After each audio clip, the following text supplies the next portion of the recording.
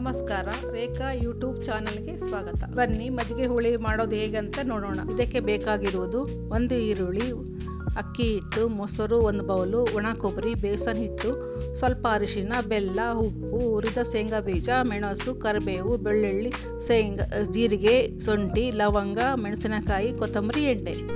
ಒಗ್ಗರಣೆಗೆ ಸಾಸಿವೆ, ಜೀರಿಗೆ, ಕರಿಬೇವು, ಒಣಮೆಣಸಿನಕಾಯಿ. ಮೊದಲು ಮಿಕ್ಸಿಗೆ 8 ಹಸಿಮೆಣಸಿನಕಾಯಿ, 1 ಗಡ್ಡೆ ಬೆಳ್ಳುಳ್ಳಿ,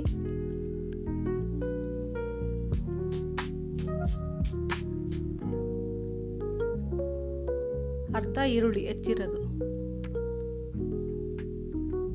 ಸ್ವಲ್ಪ ಹಸಿ ಶುಂಠಿ,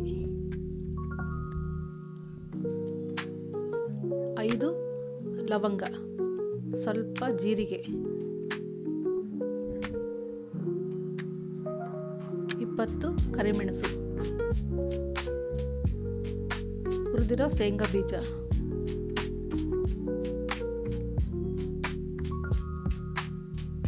ಸ್ವಲ್ಪ ಕರಿಬೇವು, ಸ್ವಲ್ಪ ಒಣ ಕೊಬ್ಬರಿ ತುರಿದಿರೋದು, ಸ್ವಲ್ಪ ಕೊತ್ತಂಬರಿ, ಅರಿಶಿನ ಪುಡಿ ಸ್ವಲ್ಪ,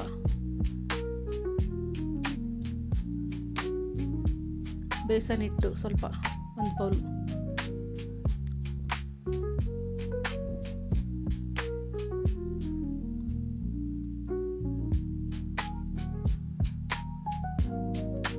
ಸ್ವಲ್ಪ ಅಕ್ಕಿ ಹಿಟ್ಟು 2 ಸ್ಪೂನ್, ಉಪ್ಪು. ನಂತರ ಇದನ್ನು ಮಿಕ್ಸಿ ಮಾಡಿ. 1 ಬೌಲ್ ಮೊಸರು, 2 ಲೋಟ ನೀರು ಹಾಕಿ ಮಜ್ಜಿಗೆ ಮಾಡ್ಕೊಳ್ಳಿ. ನೋಡಿ, ಮಜ್ಜಿಗೆ ನೀರು ಇರಬಾರ್ದು, ಗಟ್ಟಿನೂ ಇರಬಾರ್ದು, ಮೀಡಿಯಮ್ ಇರಬೇಕು. ಮೊದಲು ಮಾಡಿರೋ ಪೇಸ್ಟನ್ನು ಇದಕ್ಕೆ ಹಾಕೊಳ್ಳಿ. ಹಾಕೊಂಡು ನಂತರ ಕ್ಲೀನಾಗಿ ಮಿಕ್ಸ್ ಮಾಡ್ಕೊಳ್ಳಿ.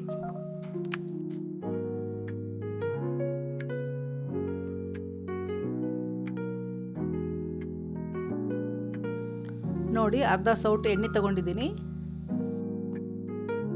ಇವಾಗ ಒಗ್ಗರಣೆ ಹಾಕೊಳ್ರಿ.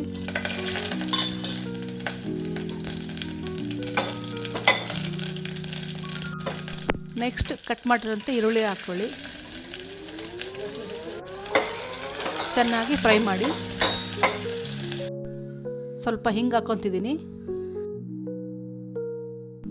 ನೋಡಿ, ಮಸಾಲ ಮಿಕ್ಸ್ ಮಾಡಿರೋ ಮಜ್ಜಿಗೆನ ಒಗ್ಗರಣೆ ಪಾತ್ರೆಗೆ ಹಾಕ್ತೀನಿ. ಸ್ವಲ್ಪ ಬೆಲ್ಲ ಹಾಕ್ಕೊತಿದ್ದೀನಿ. ಕೊನೆಗೆ ಕೊತ್ತಂಬರಿ ಸೊಪ್ಪು, ರುಚಿಗೆ ತಕ್ಕಷ್ಟು ಉಪ್ಪು ಹಾಕಿ ಚೆನ್ನಾಗಿ ಕಲಸಬೇಕು. ಕೊನೆಯದಾಗಿ 3 ನಿಮಿಷ ಕುದಿಸ್ಬೇಕು. ನೋಡಿ, ಇಷ್ಟು ಮಾಡಿದರೆ ಮಜ್ಜಿಗೆ ಹುಳಿ ರೆಡಿ ಆಯಿತು.